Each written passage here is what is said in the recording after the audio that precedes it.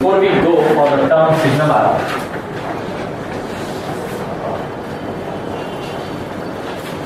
I would like to say something about the term comet. Nothing but a web application development model, or you can say a new kind of web application development model. So till now, what we have seen is normally if I have my server, say my web application is on the server and I have a client. Normally client will send a request to the server, then server responds to the client.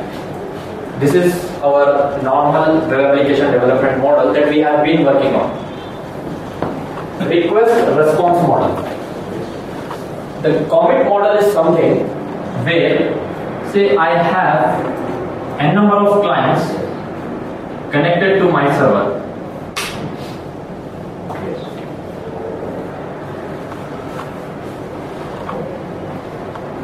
I have a number of clients connected to my server. Say for example, client 1 sends some message or request.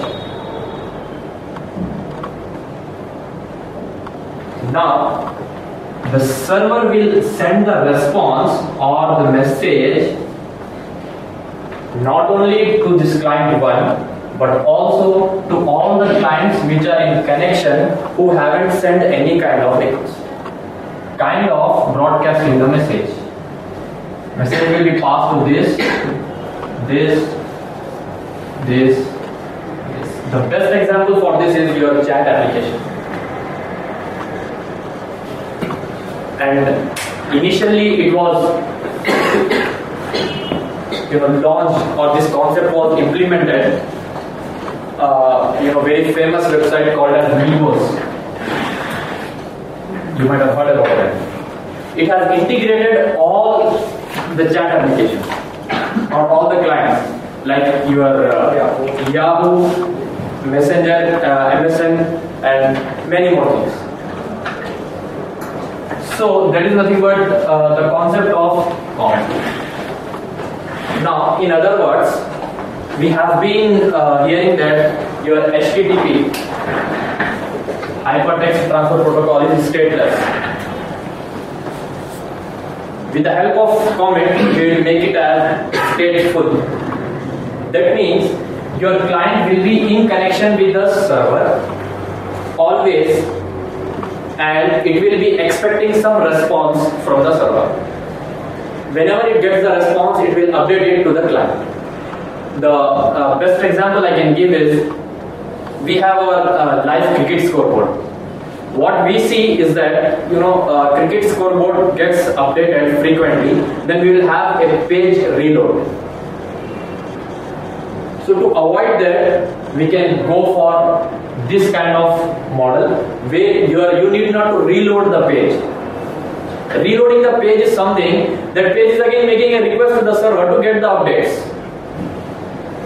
That client is making a request to the server to get the update. But with the help of Comet model, client need not to send the request to the server to get the updates. What is that it should do? It should initially establish a connection. That's it. And that connection will be lifelong. And whatever the data, whatever the updates that we have on the server, that keeps pushing to all the clients. So for this Comet, there is another term we can see, you might have seen AJAX calling. Without postback, we pass some data from client to the server. Now we can call it as reverse AJAX.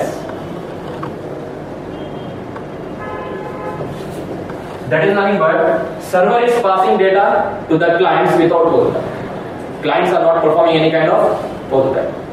There is one more term called as pull-push technologies. We use pull-push technologies. Server pulls the data from any of the client and pushes to all the clients which are in the connection. So these are the terms frequently which are used in the IT industry for this kind of model. That is nothing but your comment. Now I can implement, or we have been implementing this using various methods. One of them was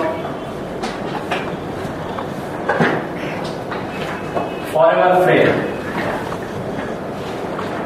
Now in forever frame, your browser will establish a connection with the server using forever frame technology or method, or the best term would be transport.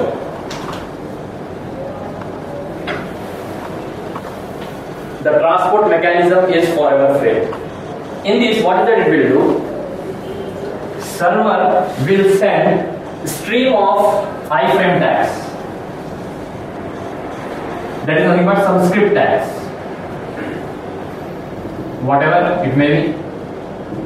So as soon as the browser gets the script, it executes it. So small script tags. Say there is a message. That message will be sent through script tag. We will see all these things practically. Don't worry. So that is nothing but your forever frame. There is another technology that we use to have, that is Ajax long pull. Now in this, what happens? Your client will be making a request called as long pulling. So it will be waiting for the server for any kind of response that they may get. So this concept is long pulling. So I can have second, that is long pull. The third concept is streaming. Streaming is this. Forever frame falls under stream. We can also call it as stream.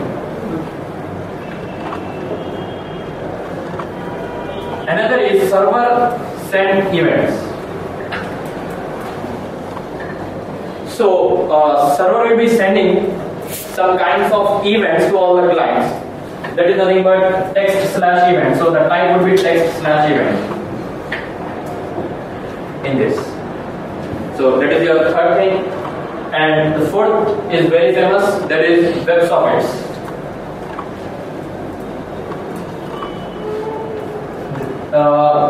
HTML5 supporting browsers, they implement this WebSockets.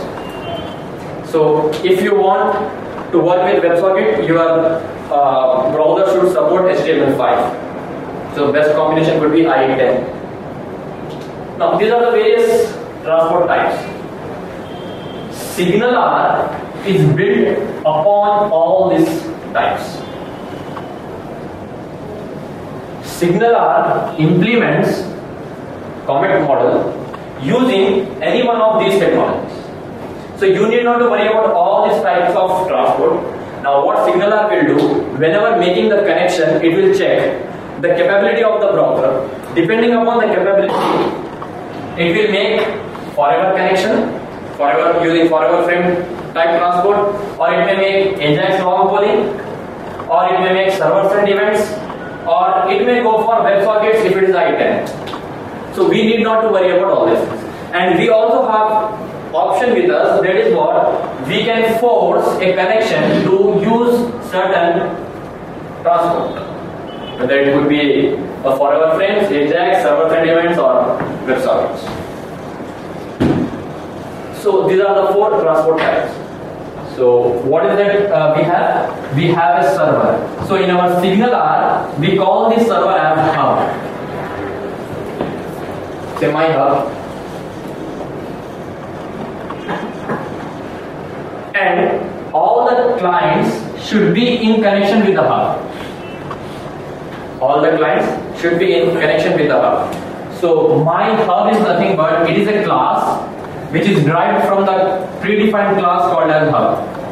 So that is the first thing that we need to do. So first of all, I need to create a hub. That hub should be inherited from the predefined class called as hub. Once I create the hub, then I should have some method inside that class that is nothing but my server method.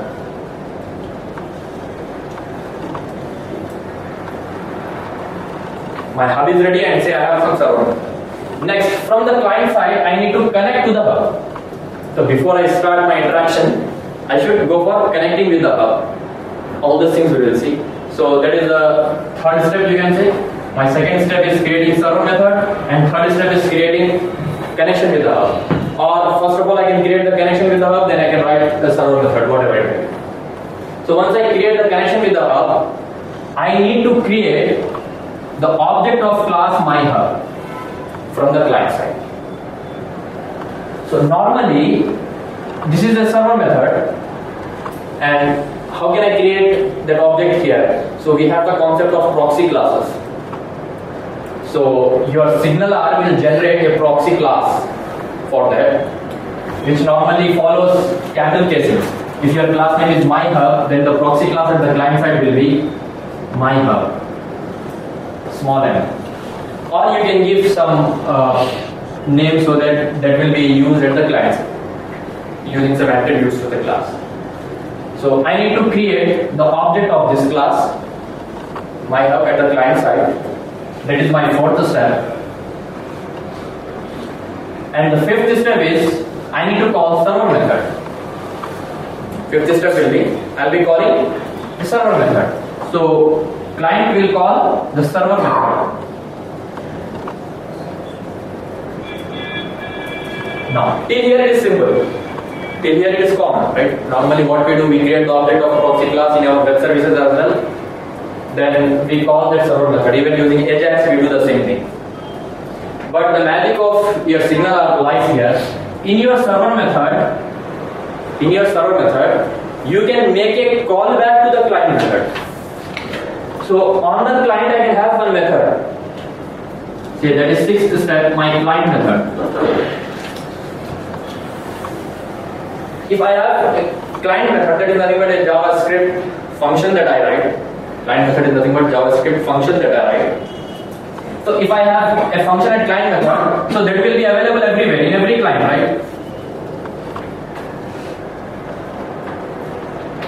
Now, client 1 is calling this server method. Now, server method will call, or we call this concept of callback methods. It will call the F method of all the clients which are in connection. So, whatever the message that we are passing to the server method, we have some message. That message again I'll pass it to this function F, or my client method, which will execute some script at the client side. So this will be my seventh step. So don't worry, we'll implement this practically. So this is an overview of your SignalR. Now you see that all the clients are in connection with the hub. That means I am broadcasting a message from inside the hub. I can also go for implementation of some concept that is nothing but I have another client. That client is admin, which is not at all inside the hub. That is not in connection with the hub. But they can send a message to the server, and that will be broadcasted to all the clients which are in connection with the hub. We call it as broadcasting from outside the hub. This is broadcasting from inside the hub, and that is broadcasting from outside the hub. So that's it from the theory part. Let's look into the practical. If you have any doubts, you can definitely ask. Okay.